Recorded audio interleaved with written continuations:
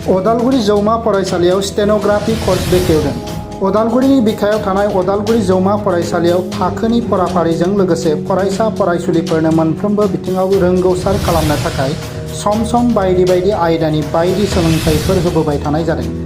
दिनै 20 एप्रिल 2023 अक्ट'आव बेनिनो मोनसे फोरोंथाइ आयदा हिसाबै स्टेनोग्राफी कर्सखौ mission for regional skill development गुसुङै MRST आफादनि गेजेरजों बेखेवनाय जायो।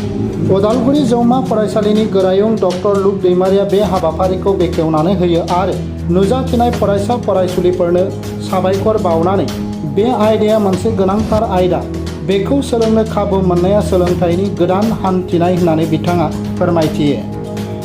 लेङाइ गोरायुं समनाथ नेपालआ बुंथियो दि अदालगुरि जौमा फरायसालियाव सोलोंथाइनि बे आयदाखौ दाजाबदेरनायाव ओनसोलनि सोलोंथाइ बिथिङाव आगानसे आवगायबाय होननानै बुंथियो।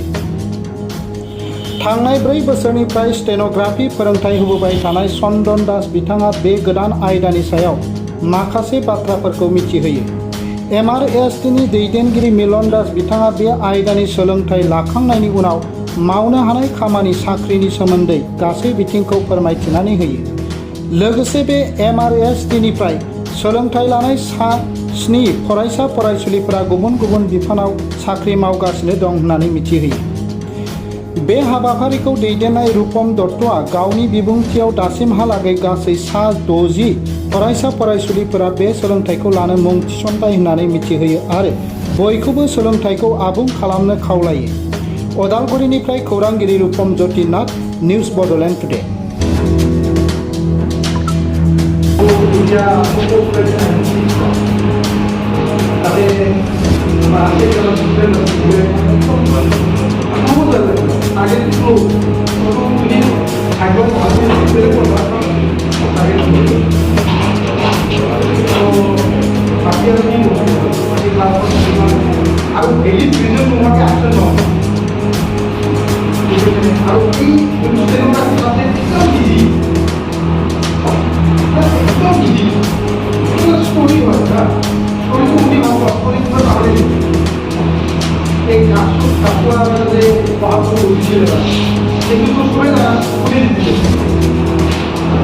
Kapal ini loh, itu apa namanya?